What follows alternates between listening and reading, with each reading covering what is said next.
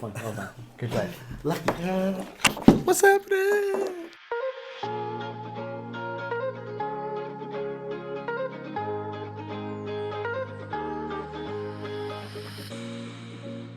Cool. Was me. Let's not beat around the In the camera bush. too much. Or the bush, I mean. Don't be the camera. Don't be the camera. Okay, today we're talking about, As you can see. yes, it is. How did we word it?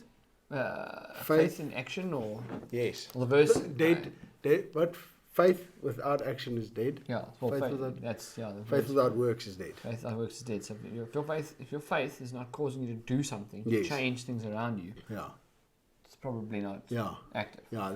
It's pointless if you say yes, we're going to trust God for things, but then you don't do your part. Yeah. Because I feel like we as Christians definitely have a part Yeah. to play, Yeah. and that's something that I pray often is that, God, what's my part in this? Because Yes. um, Well, for me as well, I'm a practical person, so I want to see, like, tell me you go to church every Sunday and you go and sit in the seat and you don't do anything with not your religion, but your faith or Yeah. which makes me wonder, like, what are you there for? Well- I'm practical. Don't Yeah. ask me to come and sit and pray Yeah. all the time. And there's nothing wrong with that. Prayer is, Yeah. every Friday night we pray.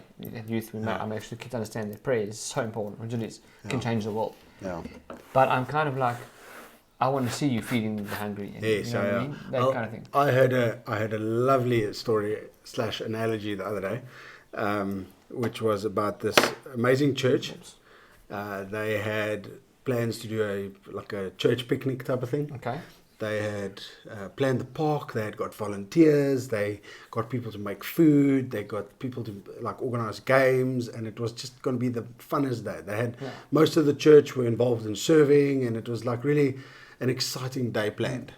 They all start arriving at the park where they're going to do it, and all of a sudden, just sun disappears and clouds appear, and there's it's raining, and they have to quickly scram, and they found a shed / town hall type of thing that they move the whole thing in, which is a little bit more cramped, but it's okay. They're making the best of a bad situation, and long before short, because now they're braaiing kind of by the back door, but the smoke's going inside, so the people are starting to cough about the smoke, and the games are. The kids and everyone are trying to still play the games in one part of the hall, but it's with balls and things. And if you know anything about balls and expensive equipment and things, balls don't stop unless they are stopped. Yeah, they break things. They break lectins, they break. Anyway, and people were kind of iffy with each other. And after about an hour of this situation being set up in this hall, the final straw happened when one of the balls hit the food table, and the whole table collapsed, and the food fell on the floor, and people started shouting at each other, and the whole thing was actually a mess. And the pastor telling the story about this church, I think it was his church, he said that it's a very good analogy, he feels, that God showed them about the church being inside a building. He says the church is good. It's fine to be inside of a building temporarily, but that's not where it's supposed to function. Yeah, it's not the That's goal. not where. That's not the plan that God has for it. And so things that would otherwise work very seamlessly together, and everyone would have a great time in unity and working together. If you put them in the church, all of a sudden start fighting because now there's not room. I want to be a leader. No, but I want to be a leader. And then, no, but I'm doing this. No, but I'm doing that. And people are crossing boundaries, and it's awkward because it's confined to a building. And that's not its natural habitat. He went on to say, although a boat is most of its life on a trailer, being dragged around, that's not its natural habitat. That's not what it's created for. That's not what it's created for. Yeah. And the same with the church. Sure, most of the time, you can be inside a building, but that's not the natural habitat of the church. The natural habitat in the Bible was the marketplace. Peter and them went to go preach in the market. They went to go do stuff. They were out. And the whole point of this whole story was that they went out and they put action to their faith. They put action to what they believed. And I thought that was a pretty cool story. I think that many churches today can benefit a lot from that model. I think for me, I'm always challenged by I won't say the names, but there's other religions, and they have organisations, well-known organisations that you guys know of. What did you say? No. Not those organisations you shop. Sorry, Legit organisations that whenever there's a disaster or drama, I mean, they're there, you know. I mean, I heard of this organisation going to schools in PE and drilling for boreholes and at their own cost, you know. And, I know when there's floods, they head off. I know they give money. I know, and I'm kind of just like challenged, and we like chatting with this with family and friends and whatever. And like the question is always, well, where are the Christians in this situation? You know? Yeah. And I was saying to a group of people, and the one person said, "Yeah, the Christians are so busy in church, questioning God as to why He didn't give them the new Fortuna or the latest house or the whatever, the best job in the world, you know." That's where they are. They're not at the you know where the people are hungry. They're not there where there's you know flooding and going on and or there's no water. They're not getting in their cars and driving. I mean, I was challenged again. I saw with the floods in Durban and how much damage done there. There's a 4x4 guy that I follow on Facebook and whatnot, and he just like 2 weeks before he bought a small car and whatever. He kept his 4x4. He bought a small car because of the petrol price and whatever it was. But as soon as the drama hit, he got in his bucky. Obviously he has a Ford Ranger, so that makes sense. No, Ford owners normally use stuff like that. And I mean, he went and he rescued cars and he pulled, you know, other vehicles out of situations, rescued people, you know, found bodies and do all sorts of things. Yeah. And I'm not saying that he did it in the name of Christianity or any other religion. My point is, or my question always is, where is the Christians in those situations? Yeah. We are, and all of us, we are the same. We are not there. We know we're so busy having debates about our doctrine or changing churches because we don't agree with what the pastor said, or you know, that kind of nonsense. Yeah. I feel very similar to that. Like if we had to just launch the boat and like just go, God would provide the wind to push the boat forward, you know, for the sails and stuff to operate. Yeah. There's a story again of David Hogan, the guys in Mexico. They when a couple of years ago when those massive tsunami and the floods and stuff happened in Orlando, I think. I'm not 100% sure, but there was like a major Hurricane Katrina, I think it was. Now that I think that was quite a while ago. Anyway, so this thing happened, and they felt we need to do this. You know, like we need to go and help. So people took the cash that they had, they got into their buckies, they filled their buckies, and they drove there. They bought blankets, they took as much stuff as what they could afford, and they got there, tried to help as many people, and like 2 days later, all their money ran out, and they were like, okay, you know, so I think it was like 25,000 rand that they, like I think 4 or 5 families put together, they all drove down, they all did it, and 2-3 days later, it ran out, and they sat there and they were like, just, you know, okay, God, we just don't feel the burden lift, like we can't leave, you know, we need to stay, we need to do this, and it wasn't like 2 hours, and this massive 18-wheeler truck rocks up, and he says, I heard you guys are helping the people. So somewhere along the line, word had spread that these people are they're on the ground, they're helping people. And they ended up staying there for something like 6 weeks. I stand to be corrected on that. And they had over $1.4 million worth of stuff flow through them in that time. Just to help people and to, you know, because it was such a devastation. And that was simply because they just stepped out, you know, they put action to their faith. They're like, well, God, we believe that you're leading us to this, so let's do it. And I mean, it's a daunting thing, especially if you have your comfy little life and things. Now I gotta cancel my appointment that I have with someone and drive to Durban. What the flip, you know? And what am I going to even do there? It doesn't matter. If God puts it on your heart, do it.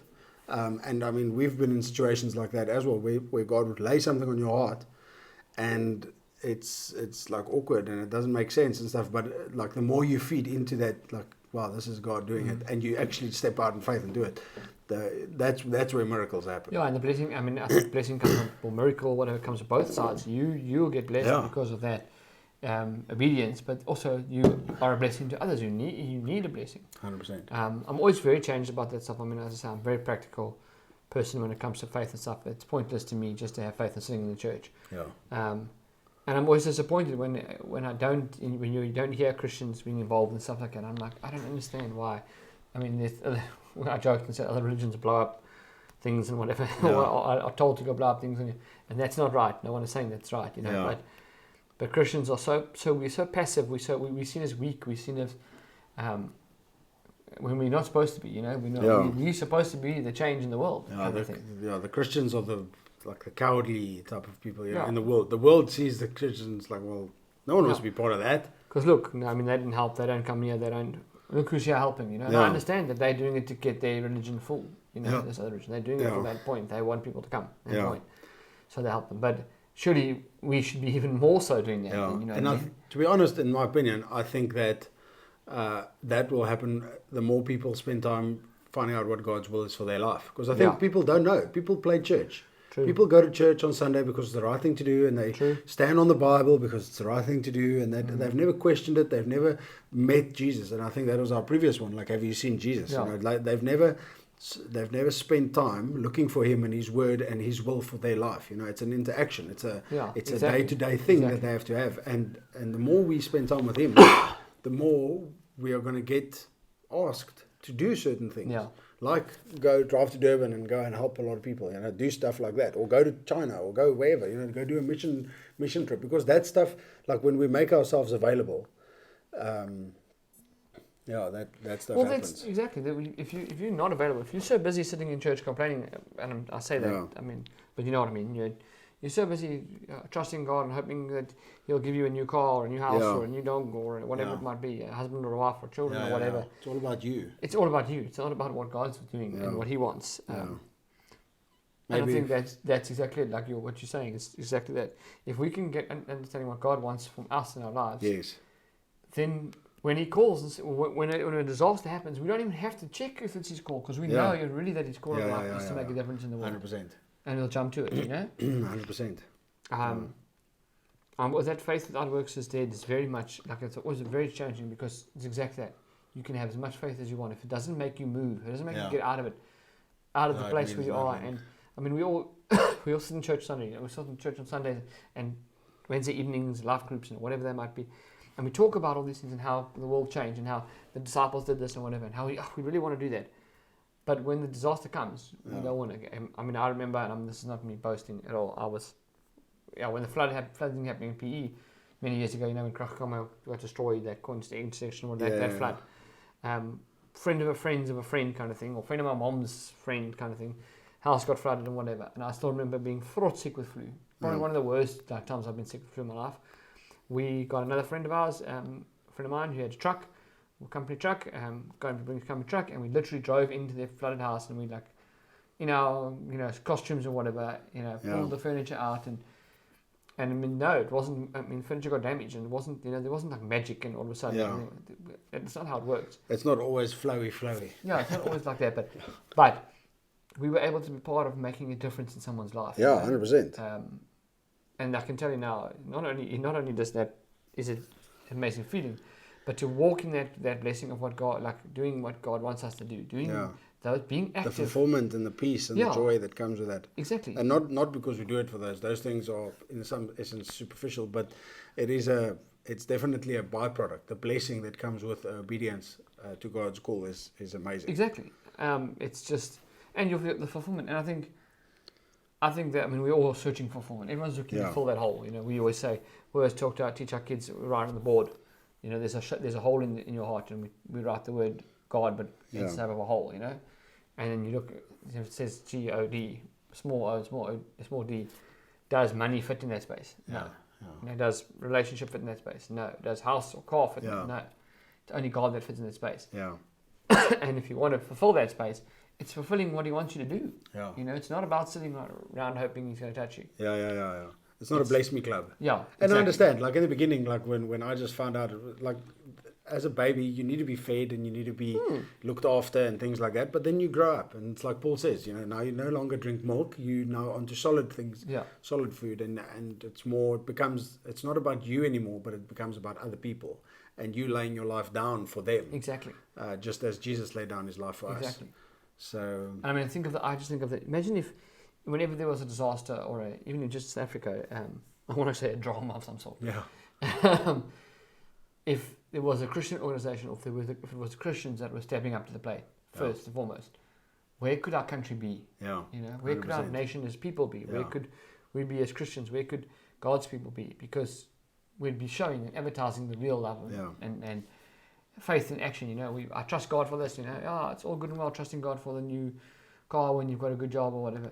Yeah. But I always say that to people. I'm like, yeah, okay. I don't need that. I trust. Okay, well, give away your BMW and drive an old Golf and whatever, and then let's see how your faith's doing. It's kind of that thing. When you have to go out and get dirty and pull people's cars out of the mud and whatever, take water to a drought-stricken area. You are challenged, and I know how much I grew when I went on a mission trip to Malawi when I was 15, 16 or whatever it was. Just that opened my eyes of what the rest of Africa was like. Yes. It's life-changing. It gives you perspective. Yeah, absolute life-changing, Oh. So, yeah. Cool. So, to land this, I think in order to put action to your faith, you need to start with, what does Jesus want you to do? What is the action? What is he telling you to do? So that you can have faith in what he's saying and then do what he's asking you to do. You need to spend time with him. Lie on your face if you have to. Wait for him to show up. Pray, fast, read the Bible. Speak to leaders in the church. Find out, just look for him, because he'll speak to you through many ways. He'll speak to you through, other Christians. He'll speak to you through leadership. He'll speak to you through that small, still voice in your heart, or through his word. Specifically, everything will be confirmed by his word. And look at your gifts and stuff. I mean, if you into, as an example, football throwing and whatnot, or for us hunting or whatever. There's things that you learn, tricks, and you can make a difference. You take your backyard and go and make a difference. If it's not that, if it's education or whatever, you can help where that's needed. There's always a space for whatever you do. I'm telling you now, there's always a space 100%, for you to make a difference. I agree. Cool, guys. Cool. See you in the next one.